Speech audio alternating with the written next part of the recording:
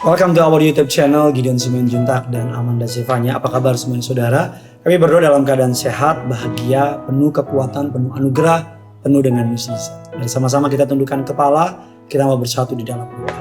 Bapak yang baik, Bapak yang kami sembah di dalam nama Tuhan Yesus, kami menyiapkan hati kami untuk diberkati oleh kebenaran firman Tuhan. Urapi hamba-Mu untuk boleh menyampaikan kabar kebenaran firman Tuhan. Dan biar nama-Mu Tuhan saja yang dipermuliakan. Segala yang jahat kami cabut, kami patahkan kuasa. Allah Roh Kudus, penuhi hamba-Mu dengan urapan yang baru. Pakai hamba-Mu untuk boleh menjadi alat-Mu yang tangguh. Di dalam nama Tuhan Yesus. Amin. Bersyukur dan bersukacitalah. Tema khotbah pada hari ini. Ada orang bersyukur tapi mungkin masih susah bersukacita. Tapi mungkin ada juga orang yang bisa bersukacita tapi kurang bersyukur. Tapi bersyukur dan bersukacita ternyata adalah sebuah kalimat yang dikehendaki oleh Alkitab atau firman Allah. 1 Tesalonika 5, 16, 18 mengatakan demikian. Bersukacitalah senantiasa, tetaplah berdoa, mengucap syukur dalam segala hal, sebab itulah yang dikehendaki Allah di dalam Kristus Yesus bagi kamu. Mengapa Tuhan dalam satu perikop dari 3 ayat yang kita baca tadi menaruh kalimat bersukacita senantiasa, tetap berdoa, mengucap syukurlah dalam segala hal. Mengapa bersyukur dan bersukacita sangat penting? Yang pertama yang perlu kita mengerti bahwa mengapa kita perlu bersyukur dan bersukacita sebagai orang percaya? Karena selalu ada penyertaan Tuhan dalam hidup kita. Tuhan yang kita sembah dikenal dengan istilah Immanuel, Allah beserta kita. Allah yang secara imanen atau secara dekat, transenden, dia dekat sama kita. Dia nempel sama kita. Dia hanya sejauh doa. Bahkan dia melekat dengan kita. Mazmur 51 ayat yang ke-11 mengatakan, janganlah membuang aku dari hadapanmu. Janganlah mengambil rohmu yang kudus daripadaku. Raja Daud tahu betul bahwa dia mau apapun boleh diambil daripadanya. Tapi jangan pernah diambil rohmu yang kudus. Apapun boleh diambil, apapun boleh. Dia minta untuk Tuhan jangan membuang dia dari hadapannya. Tuhan tidak pernah menjanjikan ikut Yesus kau gak akan punya masalah. Langit gak akan selalu biru, tapi Tuhan berjanji dia akan selalu menyertai. Tuhan tidak pernah berjanji ikut Yesus jalanmu akan selalu rata. Tapi Tuhan berjanji dia akan tetap memberikan kekuatan. Kalau kata sebuah iklan yang terkenal, life is never flat. Hidup tuh gak pernah flat. Hidup selalu ada gelombang. Laut yang teduh tidak menghasilkan pelaut yang tangguh. Tapi laut yang bergelora akan menghasilkan pelaut yang tangguh. Yosua 1 ayat yang ke-9 berkata, bukankah telah kuperintahkan kepadamu, kuatkanlah dan teguhkanlah hatimu. Janganlah kecut dan tawar hati. Sebab Tuhan Allahmu menyertai engkau kemanapun engkau pergi. Ada sebuah kisah inisiasi sebuah suku asing di sebuah pedalaman di negara Amerika Tengah. Untuk menjadi dewasa, seorang pria atau dianggap dewasa, dia harus diikat di sebuah pohon besar, di sebuah hutan yang terkenal dengan ganasnya, singanya, ularnya, binatang buasnya. Dia harus diikat dan semalam-malaman dia tidak boleh menangis atau berteriak. Kalau dia menangis berteriak, dia akan dianggap tidak dewasa. Dan mulailah malam itu tiba dan anak kecil tersebut yang berharap atau menginginkan dianggap dewasa mulai ketakutan. Dia mulai berpikir papanya gak peduli sama dia. Dia mulai berpikir orang tuanya gak peduli, sukunya gak sayang sama dia. Udah mulai berpikir yang aneh-aneh, mati dan sebagainya. Bahkan ketika dia mendengar ada bunyi desis ular, dia ketakutan. Dia ada mendengar bunyi suara derak kaki macan, dia ketakutan. Dan tanpa dia sadari, malam berganti mulai muncul yang namanya sinar matahari di pagi hari. Wah, dia mulai bersuka cita. Akhirnya katanya, saya bisa melewatkan rasa takut itu sendirian tanpa minta tolong, tanpa menangis. Dan ketika matahari mulai meninggi, dia mulai melihat ada gambaran bayangan di belakang tempat pohon dia diikat. Dan ketika dia melihat gambaran bayangan itu ada sesosok pria di balik gambaran itu, bayangan itu. Dan dia menengok ke belakang. Ternyata di belakangnya ada papanya yang dengan pisau, yang dengan pedang dan persenjataan yang senantiasa berjaga semalaman di dekat anaknya. Dia baru ngerti kenapa kalau malam ada bunyi ular mendekat tiba-tiba hilang. Kenapa ada bunyi macan mendekat tiba-tiba hilang. Dia pikir ayahnya tinggalin dia. Ternyata ayahnya gak pernah tinggalin dia. Hanya ayahnya gak pernah ngomong aja.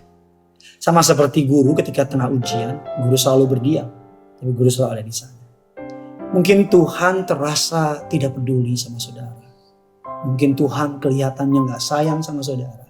Mungkin kelihatannya Tuhan not doing anything in your life. Tapi saudara ngerasa kayak, gue doa, tapi gak jadi tuh. I doing my best, tapi tetap aja tuh. Ini saudara merasa tidak dipedulikan oleh Tuhan. Mari kita berpikir seperti ini. Bukan apa yang Tuhan tidak berikan sama kita. Tapi coba pikirkan berapa banyak dia luputkan engkau dari hal-hal yang menyakiti engkau. Berapa banyak keselamatan, perlindungan, pemeliharaan yang engkau gak tahu. Saya yakin kalau Tuhan bukakan semuanya. Mungkin dalam perjalanan kau ke kantor ada orang naik motor mau nabrak engkau. Tapi Tuhan kasih pikiran di hatimu untuk jalan lebih lambat dikit. Mungkin kau ingin bisnis tapi Tuhan bikin kau sibuk. Dan ternyata bisnis itu nipu saudara. Atau bahkan mungkin saudara suka sama seseorang dan ternyata orang tersebut saudara naksir. Dan saudara ternyata dibikin Tuhan sibuk sama yang lain sehingga gak sempat deketin. Dan ternyata orang itu akan nyakitin saudara.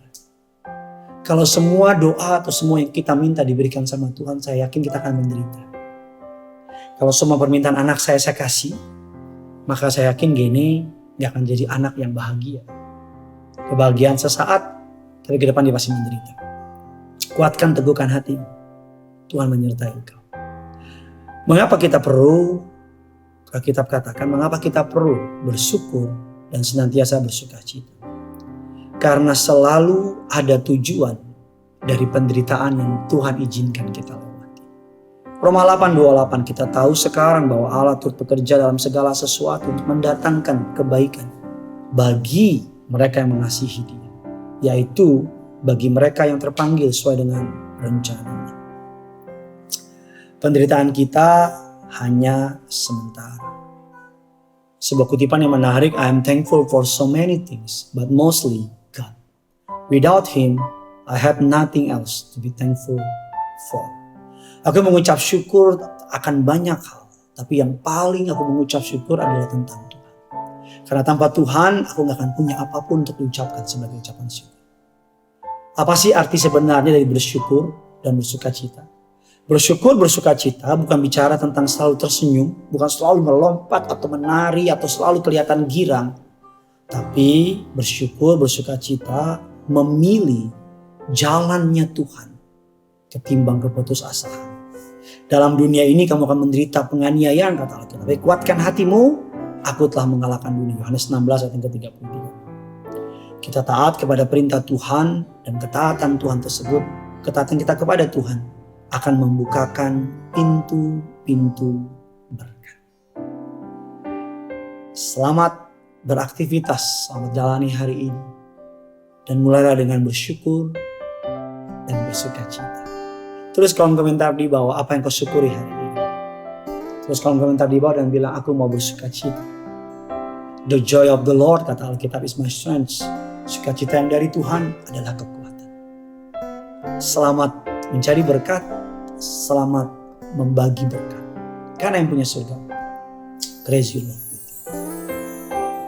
Haleluya Tuhan.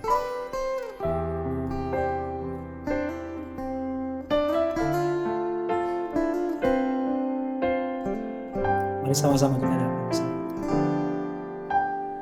Naikkan syukur padamu Yesus, ku sembah sujud kepadamu Tuhan, di hadapan tata kemuliaan-Mu ku tinggikan, ku agungkan selamanya.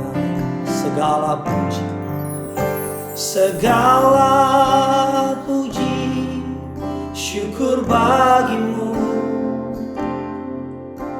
Ku tinggikan namamu selalu.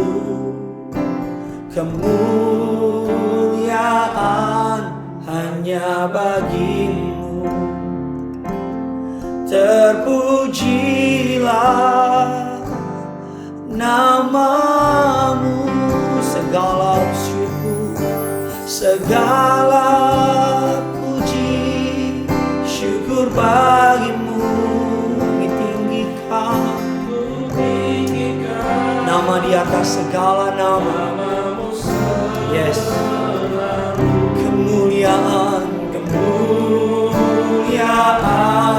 hanya bagimu. Terpujilah nama, segala syukur, segala puji, syukur bagimu. Ku tinggikan namamu selalu. Kemuliaan hanya bagimu. Terpujilah, terpujilah namamu, terpujilah namamu, terpujilah